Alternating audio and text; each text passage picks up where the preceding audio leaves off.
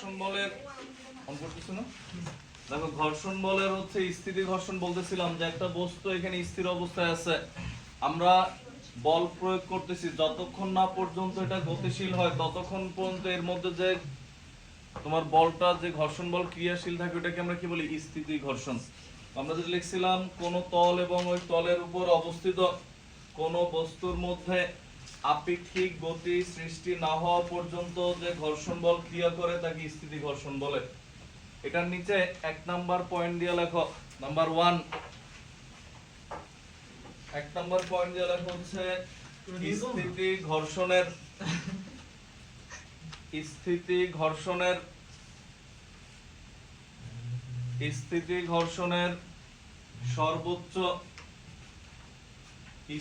ঘর্ষণের সর্বোচ্চ মানকে সীমান্তিক ঘর্ষণ বলে। সর্বোচ্চ যে মান, যেমন ফেলের মনে করো সীমান্তিক ফেল 32 33-এ পাস, সর্বোচ্চ বেশি নাম্বার এভারেজ আমরা 100-তে বলতেছি স্ট্যান্ডার্ড, যেটা যে মনে করো হচ্ছে ওটা হচ্ছে সীমান্তিক ফেল মানে সর্বোচ্চ পায় ফেল। হ্যাঁ দেখো, স্থিতি কথা বললো না তাহলে আবার আসবে ফেল। লেখো স্থিতি ঘর্ষণের সর্বোচ্চ মানকে সীমান্তিক ঘর্ষণ বলে লিখছি না আমরা। একটু দেখো 2 নাম্বার দিয়ে লেখো, ভালো করে বুঝে বস্তুটা আমরা এইদিকে বল প্রয়োগ করি নাকি এফ, খেয়াল করো সামনের দিক কেন যায় নাই? প্রযুক্ত বল হচ্ছে এদিকে, সামনের দিক কেন যায় না? কারণ এর ঘর্ষণ বল কোন দিকে?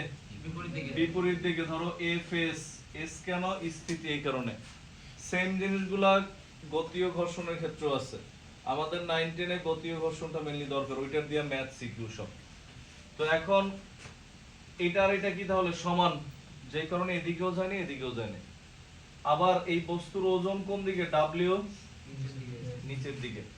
এটা হচ্ছে অবিলম্ব ক্রিয়া। ডাব্লিউটাকে বলা হয় অবিলম্ব ক্রিয়া, মানে লম্ব বরাবর বল। ক্রিয়া কি? বল। এটা মানে কি? W = kmg। বস্তু কি নিচের দিকে মাটি ভেদ করে যায়? আমরা দাঁড়ায় আছি, আমরা কি নিচের দিকে চলে যেতেছে? কেন যায় না? উপরের দিকেও একটা বল প্রযুক্ত হয়, আর এটাকে বলা হয় অবিলম্ব প্রতিক্রিয়া। মানে কি? ক্রিয়া বলের বিপরীতে সবসময় কি কাজ করে? প্রতিক্রিয়া বল কাজ করে। তো এটা যদি W = mg হয় তাহলে r = কি? mg। দুইটা সমান, কাটাকাটি যায়, যে কারণে কি বস্তু এখানে স্থির। মানে একটা বস্তু তুমি ধাক্কা দিতেছো, না সামনে যাইতেছে না পিছনে যাইতেছে না নিচে না উপরে, তুমি যে বল প্রয়োগ করতেছো এটা ঘর্ষণ বলের সাথে কাটাকাটি যায়। আর নিচের দিকে যেটা ওজন বা অবিলম্ব ক্রিয়া, এটা প্রতিক্রিয়া বল, কারণ প্রত্যেক ক্রিয়ারই একটি সমান ও বিপরীত প্রতিক্রিয়া আছে, ওটার সাথে কাটাকাটি যায়। তার মানে আমরা এখান থেকে কি পাইছি দেখো, R = mg নাকি অবিলম্ব প্রতিক্রিয়া। আর এই যে ঘর্ষণ বলের সর্বোচ্চ মান ধরলাম Fs, সীমান্তিক মান। এই দুইটার যদি অনুপাত লিখি দেখো, Fs/r, দুইটা কি কি? একটা হচ্ছে ঘর্ষণ বলের সর্বোচ্চ মান বা সীমান্তিক মান, আর একটা হচ্ছে অবিলম্ব প্রতিক্রিয়া। এই দুইটার অনুপাতকে বলা হয় মিউ। মিউটা কি? এই মিউটা হচ্ছে স্থিতি ঘর্ষণ গুণাঙ্ক। স্থিতি ঘর্ষণ গুণাঙ্ক যখন কোশ্চেন কঠিন দেয় তখন হচ্ছে স্থিতি ঘর্ষণ গুণাঙ্ক উদ্দীপকে দিয়ে দেয়, বোর্ডের কোশ্চেনেও দেয়, কঠিন দিলে তখন দেয়, এছাড়া দেয় না। দেখো মিউ হচ্ছে স্থিতি ঘর্ষণ গুণাঙ্ক। কাকে বলে তাহলে? এটা কি এফএস কি? ঘর্ষণ, স্থিতি ঘর্ষণের সীমান্তিক মান বা সীমান্তিক ঘর্ষণ এবং অবিলম্ব প্রতিক্রিয়ার অনুপাতকে কি বলি আমরা? স্থিতি ঘর্ষণ গুণাঙ্ক। Mu S. এস কেন? স্থিতি, এই কারণে। গতি হলে কে দিতাম? কাইনেটিক। এরপরে হচ্ছে আমরা এটা লেখার পর আমরা এখান থেকে এটা স্থিতি ঘর্ষণ গুণাঙ্ক বা স্থিতি ঘর্ষণ সহগ অথবা স্থিতি ঘর্ষণ মানাঙ্ক, আবার মানাঙ্ক দিয়ে দিছে, তখন চিন্তা করবো এটা আবার কোনটা, একই নাম তিনজনের। এরপর দেখো, বা মিউ এস = Fs, আর r = কি ছিল? mj। অতএব এই যে এফএস মিউ এস ইনটু কি এম জি, এটা তো স্থিতি ঘর্ষণের ক্ষেত্রে আমরা এটা পাইছে। সেম জিনিস যে কোনো ঘর্ষণের ক্ষেত্রে পাওয়া যায়। আমাদের যে আরো ঘর্ষণ আছে গতীয় ঘর্ষণ, তখন এখানে শুধু এফএস এর জায়গায় আমরা কি লিখি এফ কে, এখানে লিখি কি মিউ কে।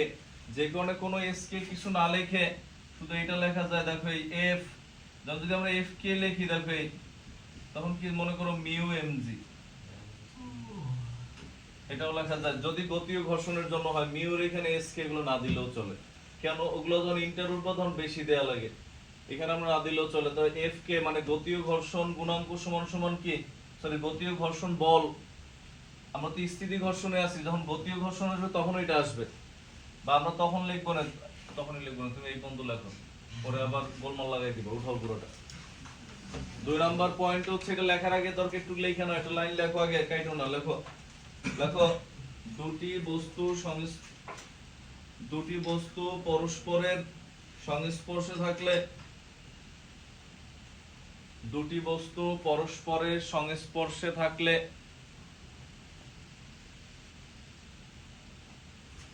শাকিল আসো নাই? আসছো? দুটি বস্তু পরস্পরের সংস্পর্শে থাকলে স্থিতি ঘর্ষণের সীমান্তিক মান, স্থিতি ঘর্ষণের সীমান্তিক মান এবং অবিলম্ব প্রতিক্রিয়ার অনুপাতকে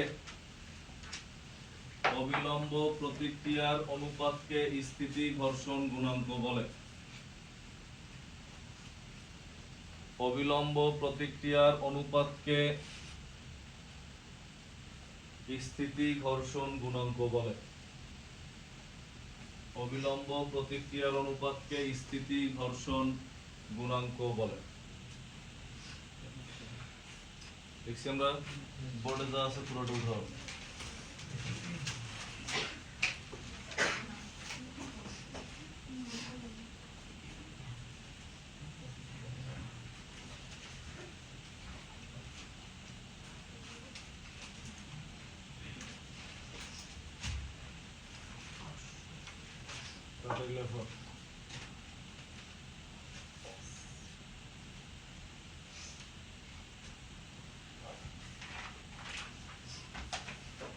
তোমার কোশ্চেন এমন হয়েছে, পরীক্ষা খারাপ হয়েছে, এটা ম্যাটার না এই কারণে, কারণ কোশ্চেন যদি এমন হইতো তোমাদের হাতে গোনা এইখানে যে কজন আছে এদের খারাপ হয়েছে মানে নিতাম, তোমরা পারো না।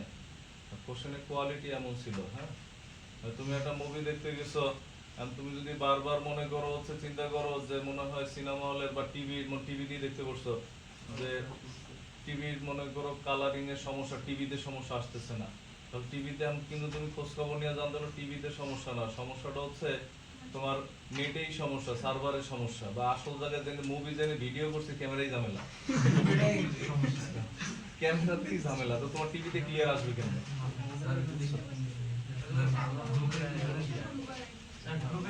গ্রুপে বলে দিলে ভালো হয় না?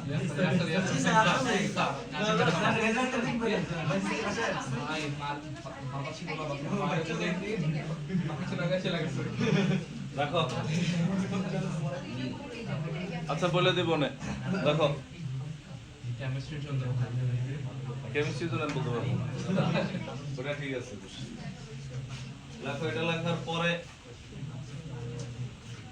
এরপরে হচ্ছে আমরা নিচে মানে উঠানো দিলে উঠাও তাড়াতাড়ি, কেউ না বুঝলে কিন্তু প্রশ্ন কিন্তু করতে পারবা যতক্ষণ মন চায়।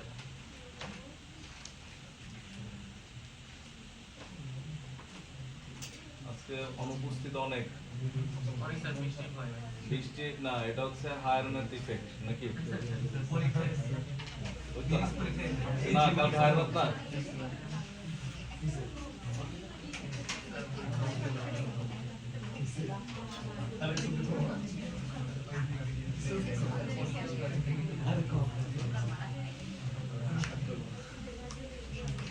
এরপর লেখো নেক্সট, এটার নিচে 3 নাম্বার পয়েন্ট দিয়ে লেখো।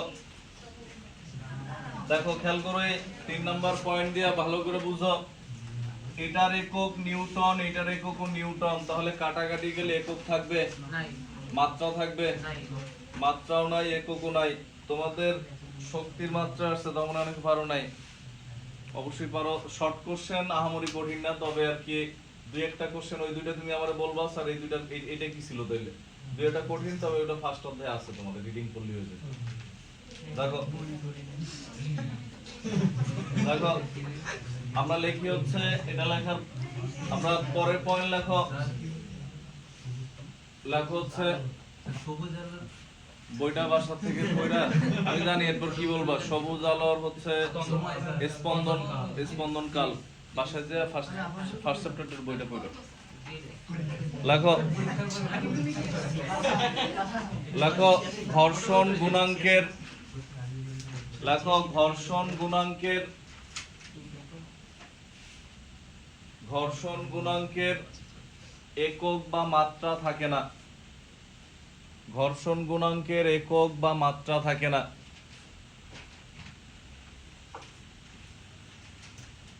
কারণ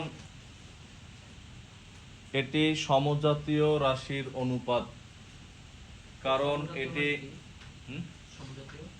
রাশির অনুপাত মানে হচ্ছে এটা যে বলের একক নিউটন, এই যে অবিলম্ব প্রতিক্রিয়া, এটাও এক ধরনের বল। তো দুইটা একই জাতীয় রাশির অনুপাত হলে একক তো কাটাকাটি যায়, যে কোনো একক থাকে না। বুঝছি আমরা? সমজাতীয় রাশির অনুপাত।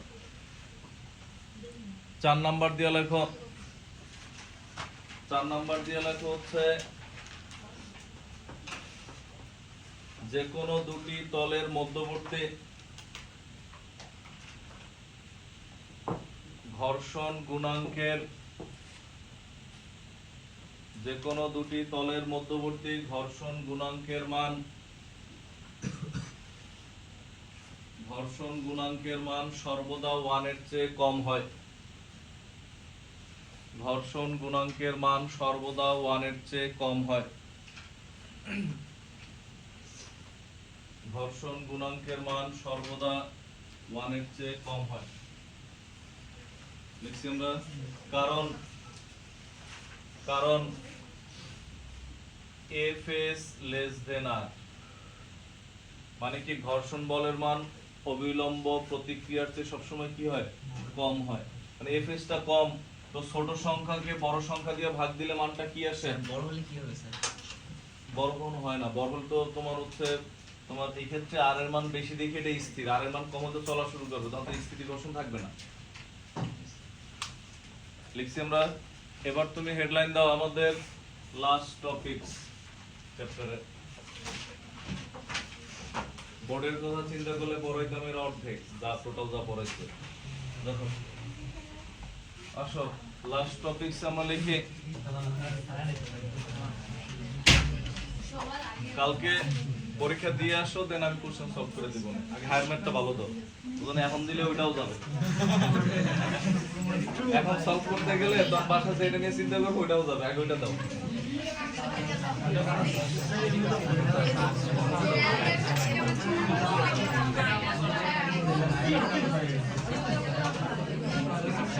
সমস্যা নেই, আমরা এই চ্যাপ্টার শেষ হইতেছে না, এই চ্যাপ্টারের খেয়াল করো, এই চ্যাপ্টার যে শেষ হইতেছে, এই চ্যাপ্টারের পরীক্ষাটা আমি ওইরকম একটা কোশ্চেন নিব, দেখবো দেখি কি পাবো। স্যার এভারেজ কোশ্চেনে তো মাত্র 5 জন পাইছে, আর ওইটা দিলে কে পাবে স্যার? কেউই পাবে না। লাগো হ্যাঁ লেখো গতীয় ঘর্ষণ।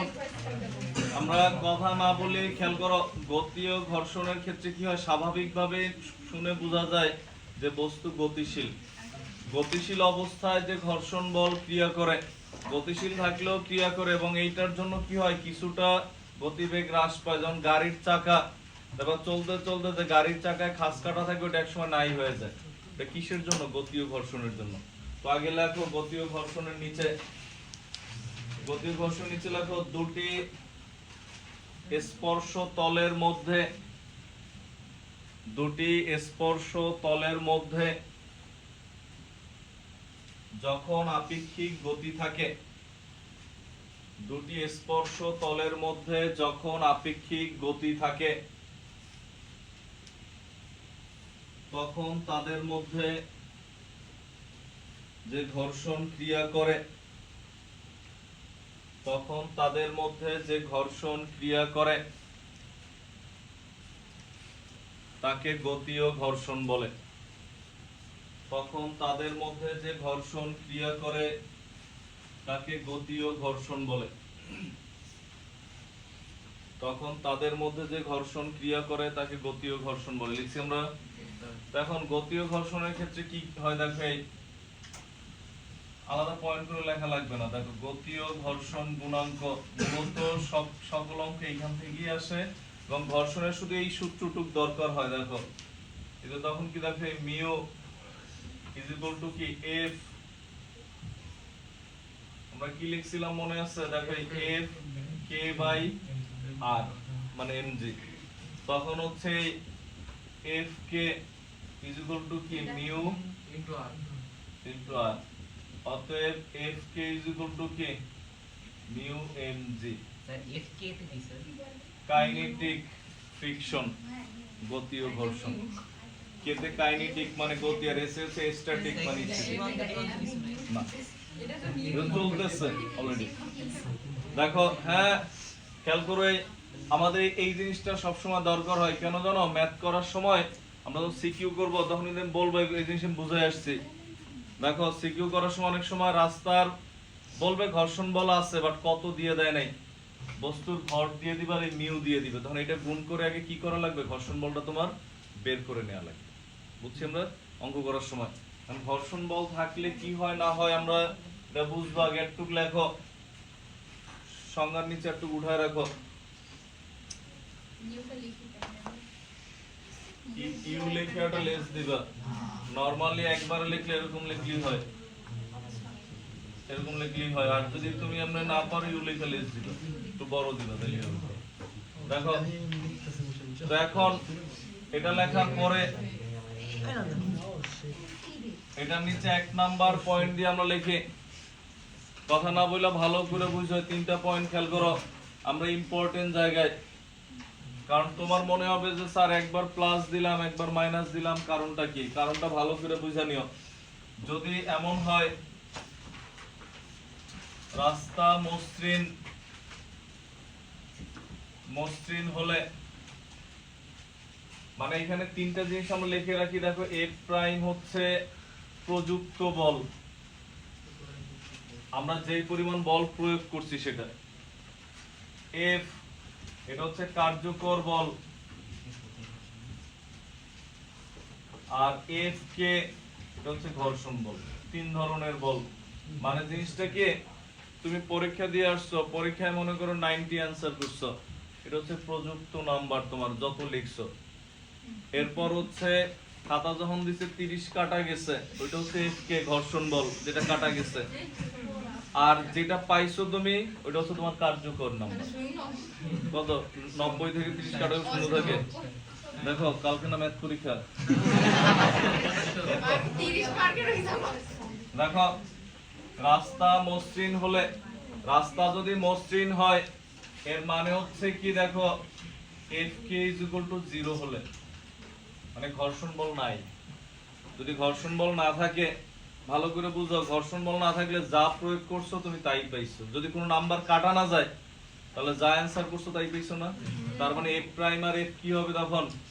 সমান। দেখো মানে জিনিসটা হচ্ছে এরকম, ঘর্ষণ বল নাই তুমি বুঝবা কেমনে জানো? যদি তুমি দেখো যে এমন হইলো যে ঘর্ষণ বল নিয়ে উদ্দীপক কিছু বলেই নাই, যদি ওরা বলতে ভুলে যায় আমরাও ভুলে যাবো ঘর্ষণ বল বলতে কিছু আছে। বুঝে গেছে? দেখো এখন এর উপর বলা হইলো এফ প্রাইম এত পরিমাণ বল প্রয়োগ করছো, গাড়ি সামনে যাইতেছে, ঘর্ষণ বল তো বিপরীত দিকে, এটার মান কত? 0 বলে নাই। তাহলে কি আসে দেখো, এই আমরা নরমালি কি জানি জানো? এই যে এফ প্রাইম মোট যে বল প্রয়োগ করা হয় এটা 2টা ভাগে ভাগ হয়। মানে মোট যে নাম্বার তুমি অ্যানসার করছো 90, এটা 2টা ভাগে ভাগ হয়। একটা অংশ তুমি পাও, একটা অংশ কাটাতে। তো ওই 2টা যোগ করলে আমরা কি পাই? ওই 2টা যোগ করলে আমরা মোট পরিমাণ পাই। কিছু করার নেই। তখন কি আসে দেখো, F prime is equal to কি? দেখো এফ প্লাস এফ কে। বুঝছি আমরা? মোট প্রযুক্ত বল সমান সমান কি যতটুক বল কাজ করে আর যতটুক ঘর্ষণ বল দুইটার যোগফল। কেন যোগফল বুঝছি আমরা? তোমার কাছে মনে করো হচ্ছে 100 টাকা দেওয়া হয়েছে, বলা হয়েছে যে 40 টাকার কিছু কিনে আনতে, 60 টাকা তুমি রাইখে দিতে। তার মানে কি যতটুক বাজার করবা আর যতটুক রাখবা দুইটা যোগ করলে কি পাওয়া যাবে? মোট টাকা পাওয়া যাবে না? তো এখানে হচ্ছে এরকম মোট যেই পরিমাণ বল প্রয়োগ করছো এটা সমান সমান কি যতটুক দিয়ে গাড়ি চলছে আর যতটুক বাধা পাইছে দুইটা যোগ করলে কি পাই আমরা? মোট বল পাই। এরপর দেখো এখানে এটা তো জিরো, এটা জিরো হওয়া মানে কি এফ প্রাইম আর এফ কি সমান। তার মানে তখন এরকম লেখা যায় দেখো F prime is equal to কি M G, sorry M A. সোজা পথে যে ত্বরণ, ত্বরণ সব সময় হচ্ছে এটার জন্য যে কার্যকর ত্বরণ মানে যেই বলটা ক্রিয়াশীল থাকে তার জন্য ত্বরণ। এটা তো জিরো, এফ প্রাইম সমান এম এ মানে কি তখন এটাও লেখা যায় এফ ইজ ইকুয়াল টু কি এম এ। কেন? এই ক্ষেত্রে এফ প্রাইম আর এফ কি সমান না? তার মানে F prime is equal to M A মানে কি এফ ইজ ইকুয়াল টু কি এম এ। এটা হচ্ছে কি না থাকলে? ঘর্ষণ বল না থাকলে। ঘর্ষণ বল নাই কিন্তু তুমি এরকম লিখতে পারো, তুমি এটা নিচে এরকম লিখে রাখো এক্ষেত্রে এফ প্রাইম প্রযুক্ত হলেও F K is equal two 0। মানে এই ক্ষেত্রে আমরা যেটা দেখাইলাম তুমি বল প্রয়োগ করছো ঠিকই কিন্তু কি নাই? ঘর্ষণ বল নাই। উঠাও পুরোটা 1 নম্বর পয়েন্টের মধ্যে। এই পয়েন্টগুলো ভালো করে বুঝো। 3টা পয়েন্ট দেখাবো এরপরে কিন্তু টপিক শেষ। যেমন বোর্ডে আমরা যে মহাকর্ষর পাঠ করছে খুব রেয়ার, অনুবীক্ষণ যন্ত্র দিয়ে খুঁজে তো এটা সিকিউ পাওয়া যায়। মহাকর্ষ পাঠের কিছু আসে না বোর্ডে, কিন্তু পড়ানো লাগছে আমাকে অনেক কিছু। মহাকর্ষ তো পড়েছি 3-4 দিন মনে হয়। লেখো কপি কল বোর্ডে কম আসে, ঢাকা বোর্ডে তো আসেই না। দেখো দেখো কপি কলের কোশ্চেন পাবা তখন পরীক্ষা দিবে দেখো। দেখো এটা লেখার পর 2 নাম্বার পয়েন্ট দিয়ে আমরা লিখি দেখো নাম্বার 2 রাস্তা অমসৃণ। খেয়াল করো F K not is equal two 0 হলে ভালো করে খেয়াল করো।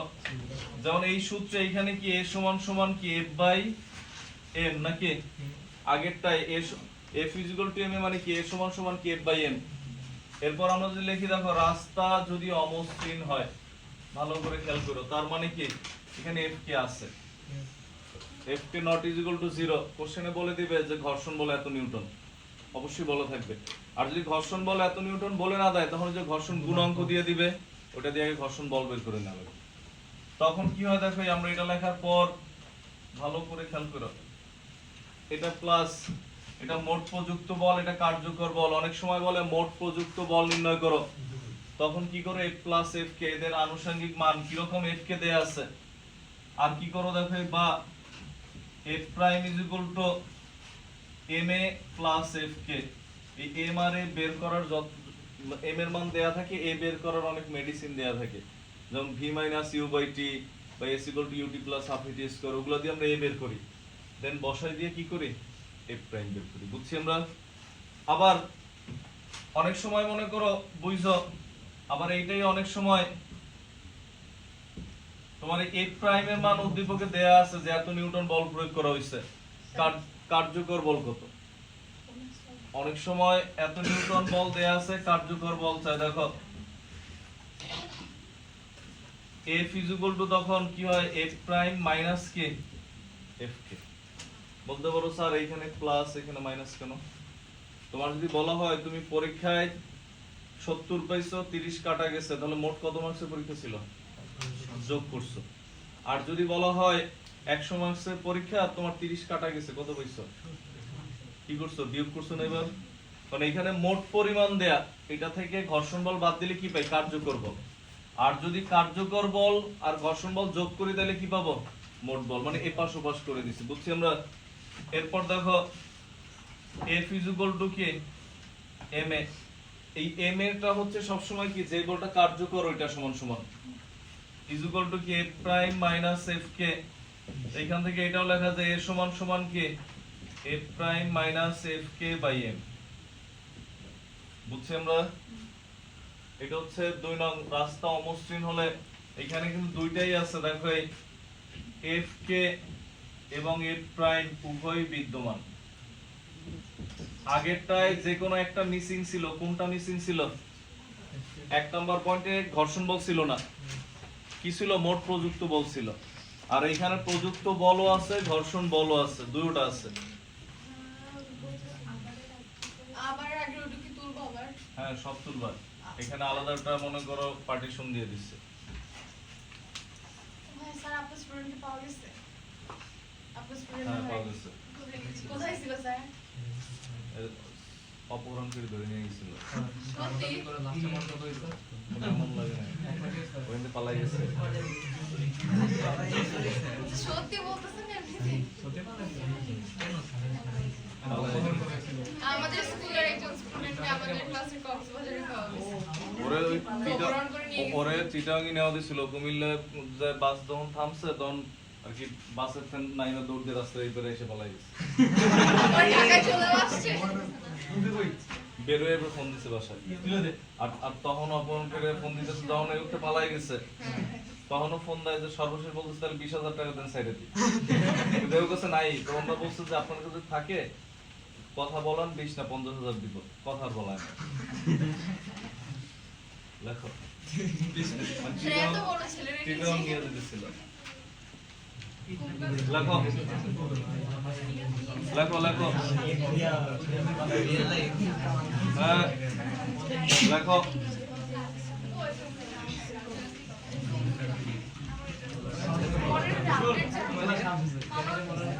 হ্যাঁ হইছে হইছে, 3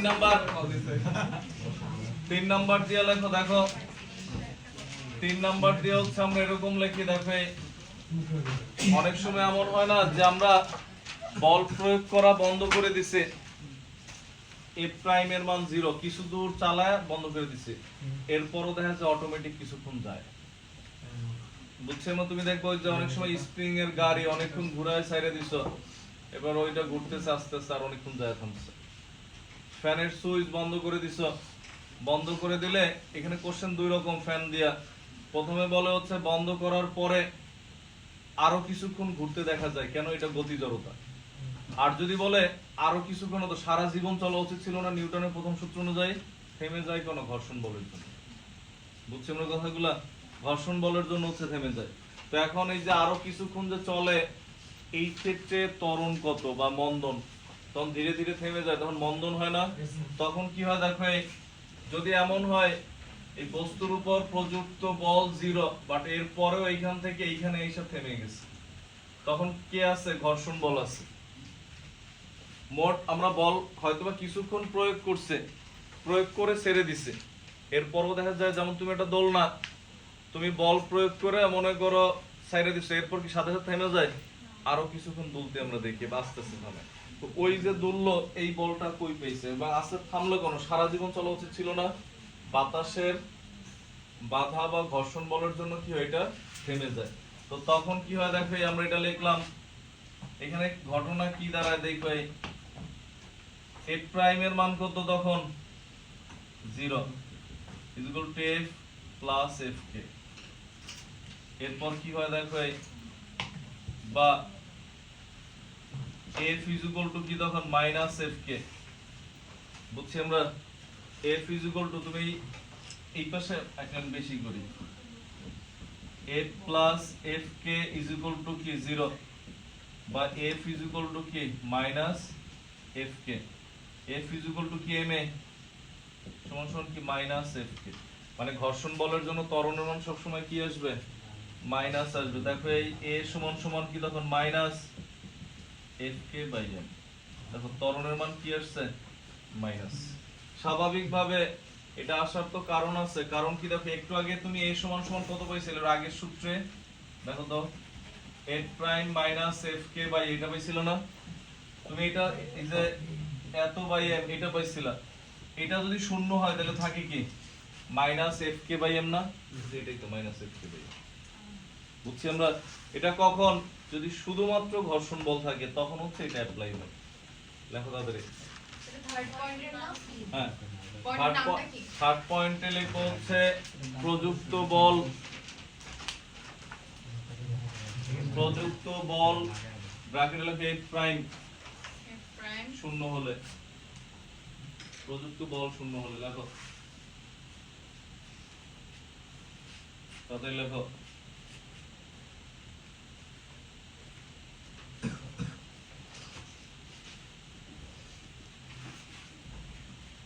সময় পাইতেছি না তোমাদের পুরস্কার কিনতে যাওয়ার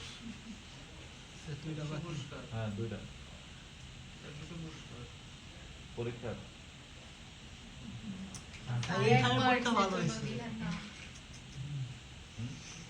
আমি খাতা দেওয়ার সময় কারণ নাম দেখে খাতা দেখি না, সত্যি কথা।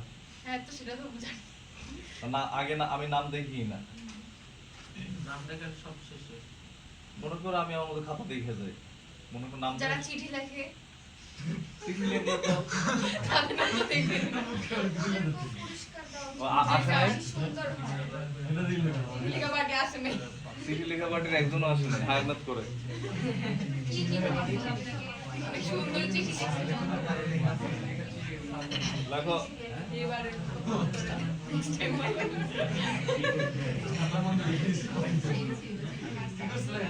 হ্যাঁ খাম লাগে প্রপার চিঠি কি জানি আবার তোমাদের কাছে লেখছে স্যার এতটুকুই পারি আর পারি না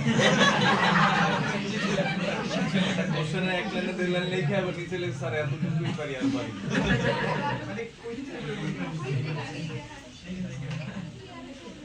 নাহিদ স্যার কিন্তু ফোর্থ প্রাইজ পর্যন্ত দেয় আপনি দেন না কারণ আছে, কারণ আমার কাঠ পর্যন্ত চলে আসে 15-16 জন।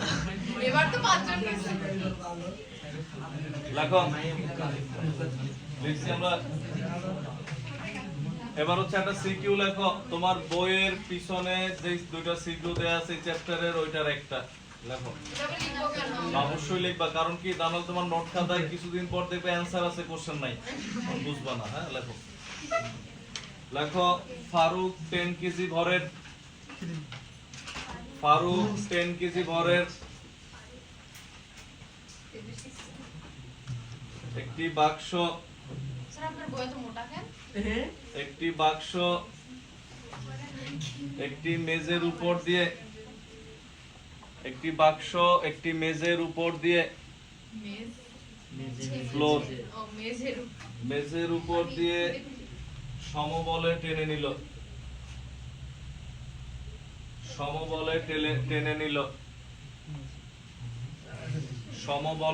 নিল। এরপর লেখা হচ্ছে একটু ঘুরাই দিয়ে তো সহজ দিলাম না, ক্যালকুলেটর দাও তো। সমবলে টেনে নিল লিখছো না?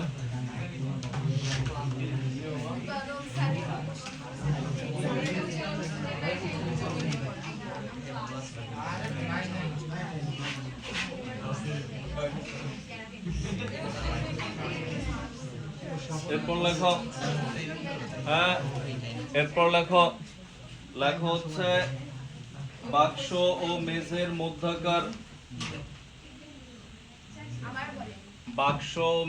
মধ্যকার ঘর্ষণ গুণাঙ্ক 0.153, ঘর্ষণ গুণাঙ্ক 0.153 লিখছো? ঘর্ষণ গুণাঙ্ক 0.153। এরপর লেখা হচ্ছে বাক্সটিকে টেনে নেওয়ায়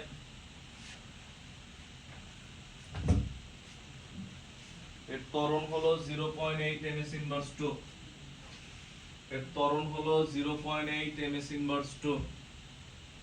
বাক্সটিকে টেনে নেওয়ায় এর ত্বরণ হলো 0.8 ms ইনভার্স 2। বুঝছো? এরপর লেখা হচ্ছে 0.8 ms ইনভার্স 2। এরপর লেখা, এরপর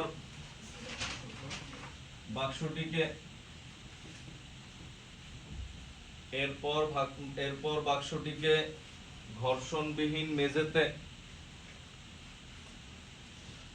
ঘর্ষণবিহীন মেঝেতে একই বলে টানা হলো। এরপর বাক্সটিকে ঘর্ষণবিহীন মেঝেতে একই বলে টানা হলো।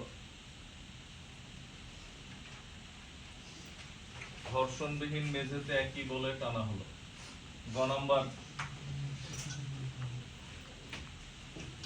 গ নম্বরে লেখা হচ্ছে প্রথম ক্ষেত্রে বাক্সটির উপর প্রযুক্ত বলের মান নির্ণয় করো। প্রথম ক্ষেত্রে বাক্সটির উপর প্রযুক্ত বলের মান নির্ণয় করো।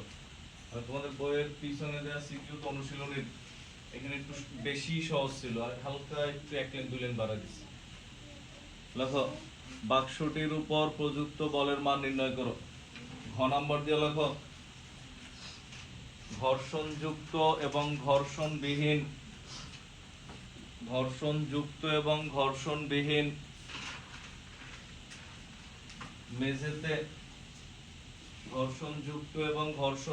মেঝেতে ত্বরণের কিরূপ পরিবর্তন হবে। ঘর্ষণযুক্ত এবং ঘর্ষণবিহীন মেঝেতে ত্বরণের কিরূপ পরিবর্তন হবে গাণিতিকভাবে বিশ্লেষণ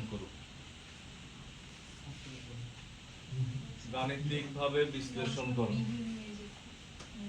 দেখো তো এখানে কি বলছে, দেখো এই হচ্ছে একটা ফ্লোর, এই হচ্ছে একটা বাক্স নাকি, যার ভর কত, m সমান সমান কত কেজি, 10 কেজি।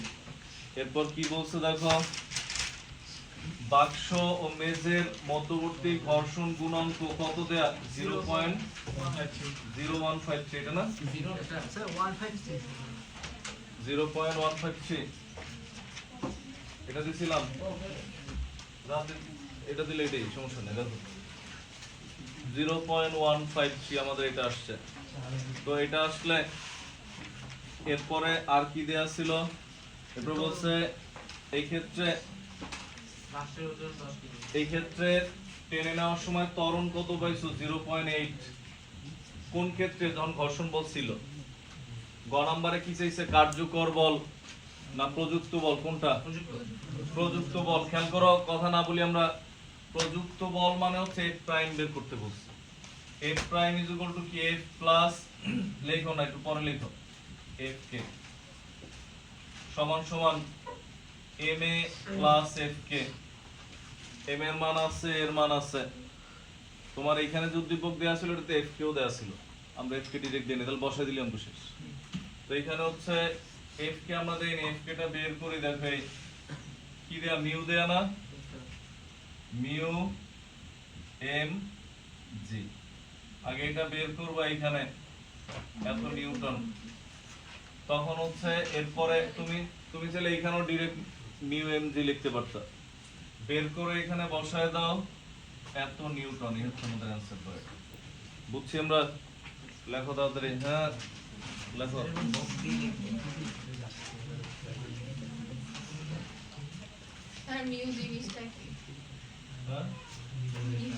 মিউ জিনিসটা এতক্ষণ কি বুঝাইলাম, শুরুতে ছিল না, তোমার জন্য ভিডিও আছে, ক্লাসে ফার্স্টে তো ছিল না, পরে আসছো না। হ্যাঁ, তোমার জন্য স্থিতি ঘর্ষণ পাইছো, ওই দেখ কোন জায়গা থেকে পাইছো, আজকে যেখান থেকে পড়াইছি, কি বলি আর কি বুঝে, ভিডিও দেখে নিও, কারণ অল্প বললে বুঝবা না, ঠিক আছে।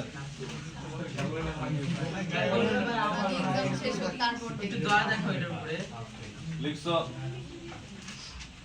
আর ঘ নম্বরে কি বলছে দেখো, ঘ নম্বর তো আরো সহজ, এখানে ত্বরণের মান দেয়া আছে, এত সহজ থেকে অনুশীলনের পিছিয়ে দিছে দেখেন করাইছিল, করাই দেবে না। দেখো এর মান দেয়া আছে, এটা কোন জায়গায়, এর মান ঘর্ষণ যুক্ত মেঝেতে। এখন এইখান থেকে যেই বল পাইছো, খেয়াল করো, যদি ঘর্ষণ বল না থাকে, এই বল নিয়ে যদি ঘর্ষণ বিহীন মেঝেতে টানে, ঘ নাম্বার দিয়ে লেখো, এটা লেখা হইছে না, তুমি লেখো অ্যানসার ক্যালকুলেশন পরে বাসায় করো। দেখো ঘ নাম্বার লেখো, ঘর্ষণ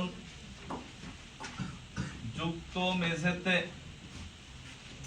a is equal to কত, এটা a1 লিখি 0.8 ms ইনভার্স 2, এটা ঘর্ষণযুক্ত মেঝেতে বুঝছি আমরা।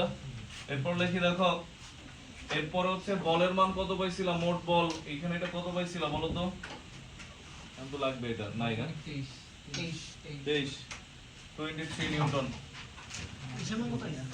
দেখো এটা ঘর্ষণ যুক্ত মেঝেতে ছিল, খেয়াল করো ঘর্ষণ। এবার পরে লেখো, দেখো যদি ঘর্ষণ বিহীন মেঝে বলে দেয় একই বল প্রয়োগ করছো, তার মানে কি 23 নিউটন তো প্রয়োগ করছো। তোমার বল প্রয়োগ একই হয়েছে, হয়তো বা ঘর্ষণ বলের জন্য কিছুটা কাটা গেছে, কার্যকর বল আলাদা বাট প্রয়োগকৃত বল কি সেম। বুঝছি আমরা। ঘর্ষণবিহীন মেঝেতে একই বল প্রযুক্ত হলে, ঘর্ষণবিহীন মানে মেঝেতে ঘর্ষণ বল নাই বাট তুমি বল তো একই বল প্রয়োগ করছো, তার মানে কি কার্যকর বল হয়তো বেশি পাবে, কারণ ঘর্ষণ তো নাই। তো তখন কি হয়, ঘর্ষণবিহীন মেঝেতে খেয়াল করো F k = 0, F prime = 23 Newton. তখন কি আসে দেখো, F prime = F plus কি F k, বা F prime = কি F, বুঝছি আমরা। এরপর দেখো বা এই F = F prime side change করলাম, F = km এ 2 লিখি, কারণ এটার সাথে কি করা লাগবে, তুলনা করা লাগবে। F prime এর এখানে হচ্ছে F prime বা A2 = F prime by m, বা A2 = F prime এর মান কত ছিল 23 আর m এর মান হচ্ছে 10, এত ms ইনভার্স 2.3 ms ইনভার্স 2। বলছে কি আমাদের ত্বরণের কিরূপ পরিবর্তন হবে সেটা না, আমরা লিখি তাহলে অতএব ডেল a a2 a1 2.3, আগেরটা কত ছিল 0.8, এত ms ইনভার্স 2 বিয়োগ করলে কত আসে 1.5 ms ইনভার্স 2। তার মানে কি স্বাভাবিক, তুমি নরমালি চিন্তা করো ঘর্ষণ থাকলে বস্তু দ্রুত যাবে না ঘর্ষণ না থাকলে দ্রুত যাবে, না থাকলে না, বাধা না পেলে দ্রুত যাবে না, তো ত্বরণের মান তো দাম বেশি হবে। এবার নিচে বাংলায় লিখবা, বাংলায় লিখবে